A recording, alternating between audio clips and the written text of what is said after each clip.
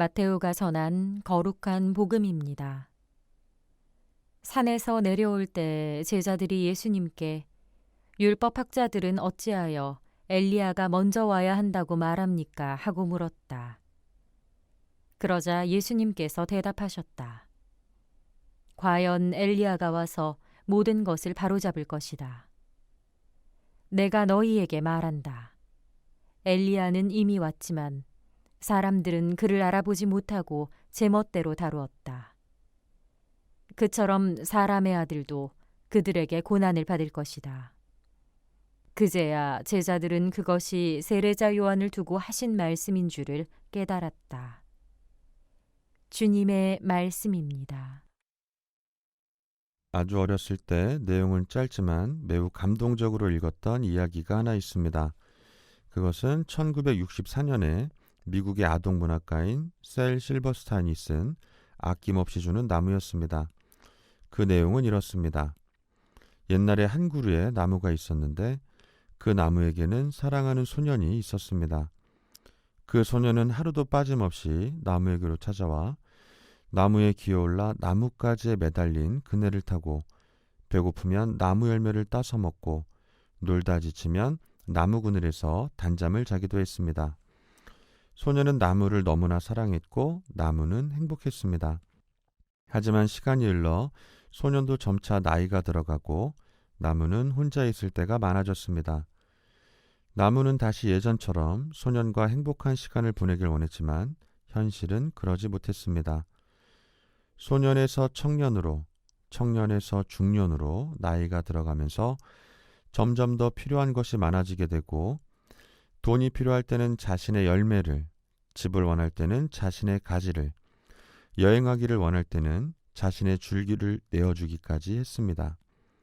하지만 떠나간 소년은 오랜 시간이 지나도록 돌아오지 않았습니다.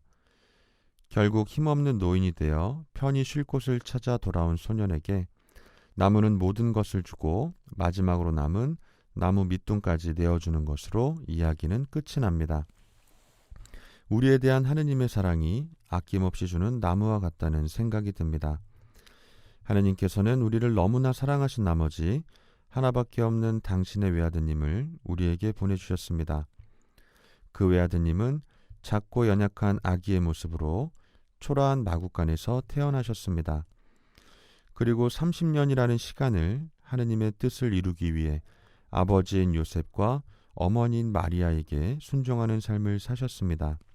그리고 때가 찾아 하느님 나라를 선포하시며 적대자들의 반대와 목숨이 위태로운 상황에서도 굳건하게 아버지이신 하느님의 뜻을 세상에 전하셨습니다. 그리고 그 외아드님은 십자가상에서 모든 이의 죄 사함을 위해 당신 자신을 아낌없이 바치시며 숨을 거두시기 전까지 자신을 죽이라고 외치는 사람들의 잘못을 용서해달라고 하느님 아버지께 청하셨습니다. 이 얼마나 감동적이고 이 얼마나 아름다운 사랑입니까? 우리는 지난 11월 27일부터 예수님의 탄생을 기다리는 대림 시기를 보내고 있습니다. 내일이면 벌써 대림 3주일이 시작됩니다. 예수님의 탄생을 기다리며 우리는 어떤 마음의 준비를 하고 있습니까? 오늘 복음 말씀에서처럼 세례자 요한은 스스로 금욕적인 삶을 살며 광야에서 외치는 이의 소리로서 예수님의 오심을 준비했습니다. 사람들에게 죄 용서를 위한 회개의 세례를 베풀고 그들이 그토록 기다리던 메시아를 맞아들일 준비를 하였지만 사람들은 그를 알아보지 못했습니다.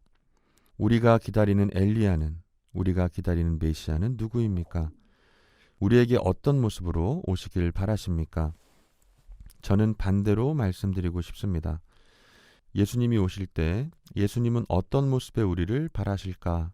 그분의 오심을 맞이하기 위해 어떤 마음의 준비를 해야 할까? 아낌없이 주는 나무처럼 당신을 송두리째 내어주실 예수님을 위해 우리도 무언가를 해드렸으면 합니다. 그래서 여러분 스스로 하나의 권고사항을 정해보셨으면 합니다. 세례자 요한처럼 금욕적이고 엄격한 삶의 모습은 아닐지라도 여러분이 가장 아끼는 것을 앞으로 남은 대림시기 동안 예수님께 내어드렸으면 합니다. 사랑은 서로 내어줄 때 더욱 밝게 빛난다는 것을 기억하시면서 오늘도 소중하고 행복한 하루 되시길 빕니다.